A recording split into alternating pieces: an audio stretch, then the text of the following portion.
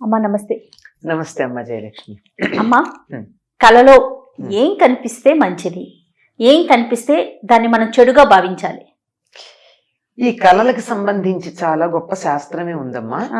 మన ఋషులు రాసినవి ఉన్నాయి, సిగ్మండ్ ఫ్రాయిడ్ వాళ్ళు రాసినటువంటివి ఉన్నాయి. వాటిల్లో చెప్పిందంతా చూడాలంటే ఆ శాస్త్రం అంతా చదవాలి.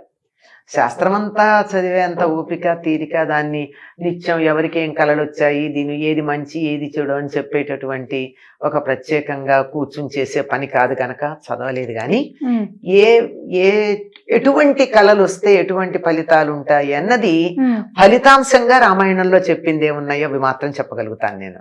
రామాయణంలో కూడా రామాయణంలో ఉన్నాయి. కానీ అమ్మ, రామాయణంలో స్ఫురించని అంశం లేదని కదమ్మా. ఆయన వాల్మీకి మహర్షి స్పృశించనటువంటి అంశం అన్నది లేదమ్మా. అన్ని విషయాలు ఉన్నాయి.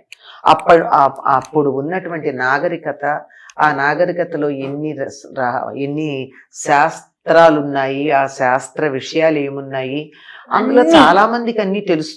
పైగా చదువుకునే వాళ్ళు కూడా అందరికీ తెలిసి కూడా ఉండేవి. అంటే ఏ అంశం గురించి మాట్లాడినా ముఖ్యంగా మీరు రామాయణంలో నుంచి ఎగ్జాంపుల్ తీసుకొని చెప్తూ ఉంటారు. అన్ని ఉన్నాయి. అది ఒక కల్పవృక్షం అమ్మా. నువ్వు ఒక దాని పేరు చెప్పు, అందులో కనపడుతుంది దానికి సంబంధించిన విషయం. బాబా, అద్భుతమైన గ్రంథం. ఇప్పుడు కళలు, దశరథుడు రాముడికి వివాహం అయిన తర్వాత భరతుడు మేనమామల ఇంటికి వెళ్ళిన సందర్భంలో కొన్ని సంవత్సరాలు అయిన తర్వాత, అంటే 11-12 సంవత్సరాలు అయ్యి ఉండొచ్చు అప్పటికి. అంటే రాముడికి వివాహమైన 12 ఏళ్లకి 12 ఏళ్లకి దశరథుడు ఒకరోజు సభ చేసి చెప్తాడు, నాకు కళ వస్తోంది, కళలు వస్తున్నాయి, ఆ కళల ప్రకారం నేను ఎక్కువ కాలం జీవించి ఉండను అని చెప్పాడు. ఏమంటే తనకి సంబంధించినటువంటి అంతరిక్షంలోనేమో తన సంబంధించిన నక్షత్రాలు అవి రాహుగ్రస్తమైనట్టు కనపడడం అనేది ఒకటి చెప్పాడు, ఖగోళ శాస్త్రానికి సంబంధించి. అంతేకాకుండా తాను నగ్నంగా కనపడుతున్నానని, అంటే అది తనకి ఎవరన్నా తనని తాను నగ్నంగా కనపడినట్టయితే తన మరణం ధ్రువం అని ఇంకా తనకి సంబంధించి కొన్ని చెప్తాడనమాట. ఈ కారణంగా నాకు మరణం సమీపించింది అని నాకు అర్థమవుతోంది అని చెప్తాడు. ఇది ఒకటి. ఇది కాక అసలు ప్రత్యేకంగా సీతాదేవి హనుమంతుడిని చూసినప్పుడు, ఏమిటి ఇక్కడ ఈ కోతి కనపడింది, ఈ కోతి కలలోకి వస్తే బంధువులకి ఏదో హాని కలుగుతుందంటారు, ఆత్మీయులైనటువంటి వాళ్ళకి ఏదో కష్టం కలుగుతుందంటారు, ఏమిటి నాకు ఇలా కలిగింది, అందరూ క్షేమంగా ఉన్నారా లేదా అనుకుంటుంది. అనుకుని మళ్ళీ అనుకుంటుంది, నాకు కళ ఏమిటి, నేను నిద్రపోతే కదా కళ రావడం, ఇది నిజంగానే కోతి, కళ కాదు అంటుంది. అంటే కళలో కోతి కనపడితే ఆత్మీయులకి హాని అక్కడ చెప్పింది. ఆ తర్వాత అసలు త్రిజట స్వప్న వృత్తాంతమే ఉంది. త్రిజట అని ఈవిడికి సీతాదేవికి కాపలా ఉన్నటువంటి స్త్రీలలో ఒక వృద్ధురాలు. ఆవిడ అక్కడ కూర్చుని కాపలా కాస్తూ కాస్తూ కాస్తూ నిద్రపోయింది. కునికింది, ముసలిది కదా. దానికి 3 లెవెల్స్ లో కళ వచ్చింది. Continuity of sleep, of dreams. కళలు కంటిన్యూ అవడం కూడా ఉంది. అది ఇప్పుడు అది కూడా ఈ మధ్య దాని మీద కొన్ని పారాసైకాలజీలో ప్రయోగాలు చేస్తున్నారు. ఒక కళ వచ్చి నాకు మంచి కళ వచ్చింది అనుకో, బాగుంది, ప్లెజెంట్. ఆ కళ అనుకోకుండా మెళుకో వచ్చి ఆగిపోయింది. ఆగిపోతే అది కంటిన్యూ కావాలి, అదే కళ కంటిన్యూ కావాలంటే దాన్ని కంటిన్యూ చేసుకునే ఒక టెక్నిక్ కూడా ఉందిట సైకాలజీలో. అద్భుతం కదమ్మా. అద్భుతమా? ఎందుకు వచ్చింది విషయం బాగుంది, కానీ అసలు కళ్ళే రాకుండా హాయిగా నిద్రపోతే ఎంత బాగుండు. అసలు అలా ఉంటుందా? ఒక్కొక్క రోజు అసలు ఏం గుర్తుండదు, అసలు కళలు ఉండవమ్మా.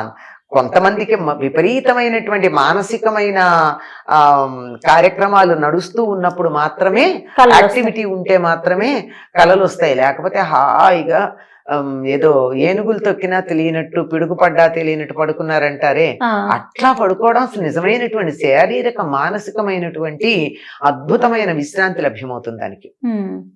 ఆవిడ చెప్తుంది 3 రకాల కళలు చెప్తుంది. ఒకటి ఏమిటంటే, రాముడు ముందు ఇది 1000 హంసలు మోస్తున్న పల్లకీలో వస్తున్నట్టు, సీతాదేవి ఏమో చంద్రుణ్ణి సూర్యుణ్ణి ఇలా చేతులతో తడుముతున్నట్టు, అట్లా. అలాగే తెల్లని ఎద్దులు కట్టినటువంటి రథంలో వస్తున్నట్టు, ఆ తర్వాత ఏనుగు మీద, తెల్లని ఏనుగు మీద వస్తున్నట్టు, ఇలా కళలు వచ్చాయి అంటుంది. అంటే 3 లెవెల్స్ ఈవిడికి వచ్చింది. ఈ 3 కూడా శుభం. తెల్లని వస్తువులు వస్తే శుభం, తెల్లని ఎడ్లు ఆబోతులు అవి వస్తే శుభం, తెల్ల ఏనుగు వస్తే శుభం, ఈ తెల్ల హంసలు శుభం. ఈ తెల్ల ఏనుగు అన్నది మనకి బుద్ధుడి చరిత్రలో కూడా కనపడుతుంది. మాయాదేవికి తెల్లని ఏనుగు వచ్చి వైశాఖ పూర్ణిమ నాడు తనలో ప్రవేశించినట్టుగా కాలుస్తే ఆ తరువాత ఈయన పుట్టాడు, సిద్ధార్థుడు పుట్టాడు అని చెప్తారు. అంటే మహానుభావుడైనటువంటి వాళ్ళు. ఇది చాలా శుభప్రదమైనటువంటి కళలుగా వీటిని చెప్తారు. ఇది అయ్యాక రావణుడి పరిస్థితి కూడా ఆ త్రిజట కళల్లో వస్తుంది. నూనె తాగుతున్నట్టు, జుట్టు విరబోసుకున్నట్టు, నల్లని స్త్రీ జుట్టు పట్టుకు ఈడ్చుకెడుతున్నట్టు, రథం మించి లాగితే తల్లకిందులుగా పడుతున్నట్టు, ఆ పడ్డవాడు వెళ్ళక్కడ ఆ మలం ఉన్నటువంటి గుంటలో పడ్డట్టు, అందులో పడ్డవాడు లేచి అలా నగ్నంగానే వికటాట్టహాసం చేసి పరిగెడుతున్నట్టు, ఇట్లా చెప్తూ ఇలా చెప్తూ ఈయన అలాగే పరిగెత్తాడు. ఆ తర్వాత ఆయనకు ఇంద్రజిత్తు వీళ్ళందరూ తమ్ముళ్ళు వీళ్ళందరూ కూడా అట్లాగే ఒకళ్ళు మొసలినెక్కి వెళ్ళినట్టు, ఒకడు దున్నపోతునెక్కి వెళ్ళినట్టు, ఇట్లాంటి కళలు వచ్చాయి అని చెప్తుంది. ఇవన్నీ వాళ్ళ మరణాన్ని సూచించేవి అని స్పష్టంగా త్రిజట చెప్పింది. దీన్ని బట్టి మనకి ఏవి వస్తే మంచిది, ఏవి వస్తే చెడు అనేది తెలుస్తుంది. ఆ తర్వాత విభీషణుడు కనపడతాడు. ఆ విభీషణుడు తెల్లని గొడుగు కింద తెల్లని ఏనుగునెక్కి ఊరేగెడుతున్నట్టు కనపడతాడు. అంటే అది చక్రవర్తి అవుతాడు అని ఆవిడే ఆ కళ యొక్క ఫలాన్ని చెప్పింది. అంటే తెల్లని వస్తువులు శుభం, ఏనుగలు మంచి, ఎడ్లు ఆవులు హంసలు శుభం, దున్నపోతులు అంటే దాంతోపాటు గేదెలు కూడా అవి ఉంటాయి, అవి నల్లగా ఉండేటటువంటివి, మలము, నూనె, జుట్టు విరబోసుకున్నట్టు, ఇవన్నీ కూడా ఇవన్నీ నగ్నంగా ఉన్నట్టు, నగ్నంగా కనపడకూడదు, ఇలాంటివన్నీ మరణాన్ని సూచించేవి అని. కోతి కనపడితే బంధువులకు ఆపద నాశం కదా, ఆపదలు కలుగుతాయని. ఇట్లాంటివి మనకి ఈ కళల తాలూకా ఫలాలు కూడా చెప్పడం జరిగింది కనుక ఇవి జరిగినవి. అందువల్ల ఎటువంటి కళలు వస్తే బాగుంటుంది ఎటువంటివి అని. అయితే కళల గురించి చెప్పేటప్పుడు ఏం చెప్తారంటే, వైద్యులు చెప్పేది ఏమిటంటే మనం తిన్న ఆహారాన్ని బట్టి దానికి ఫలం ఉంటుంది అన్నారు కళలకి. ఇప్పుడు స్వప్న శాస్త్రం గురించి చెప్పేటప్పుడు ఆరోగ్యకరంగా ఉన్నటువంటి వ్యక్తి సాయంకాలం భోజనం చేసిన తర్వాత 3 గంటల వ్యవధానం ఇచ్చి పడుకుంటే, పడుకున్న తర్వాత చాలా సేపటి తర్వాత వచ్చేటటువంటి కళ కంటే రాత్రి 12, 3, 4 మధ్యలో వచ్చేటటువంటి కళలకే ఫలితం ఉంటుంది. పడుకోగానే వచ్చింది, అవతల టీవీ పెడుతుంటే టీవీ సౌండ్ వినపడుతుండగా నాకు దానికి సంబంధించిన కళ వస్తే దానికి ఏం ఫలితం ఉండదు. గాఢంగా నిద్ర పట్టినప్పుడు వచ్చేది. అలా గాఢంగా నిద్ర పట్టకుండా వచ్చే వాటిల్లో కళలే ఉంటాయండి, కలవరింతలే ఉంటాయి. అంచేత వాటికి సగం నిద్రలో వచ్చే వాటికి ఫలితాలు ఉండవు, అట్లాంటివి ఉండవని చెప్పడం జరిగింది. ఆధునిక శాస్త్రజ్ఞులు చెప్పిన మాట నేను చెప్తున్నా, ఇందాక రామాయణంది చెప్పిందే కాకుండా. తర్వాత బాగా గనక పీకల దాకా తిని ఎక్కువ సమయం ఇవ్వకుండా పడుకున్నారు అనుకోండి, ఎవరో గుండెల మీద ఎక్కి తొక్కుతున్నట్టుగా కాలొస్తుంది, అంటే ఊపిరి సరిగ్గా ఉండదు.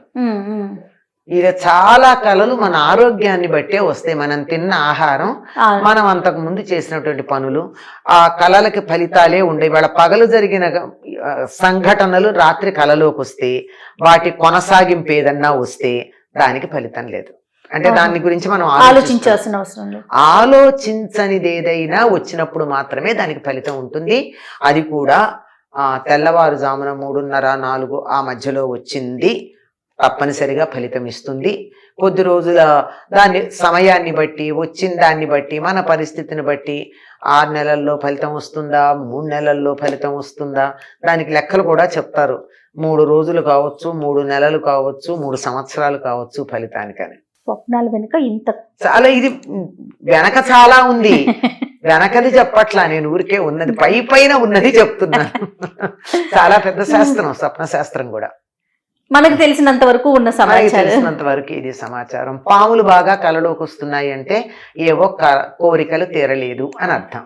అందులోనూ ప్రధానంగా కామ సంబంధమైన కోరికలు తీరినప్పుడే పాములు కలలోకి వస్తాయట. ఓహో. ఇలాంటివి ఉన్నాయి, ఓకే ఓకే. చాలా విషయాలు ఉన్నాయమ్మా అయితే. చాలా ఉన్నాయి. అంటే మనకు వచ్చే కళను బట్టి నిర్ణయించుకోవాలి. నిర్ణయించుకోవాలి. రైట్ అమ్మా, నమస్తే.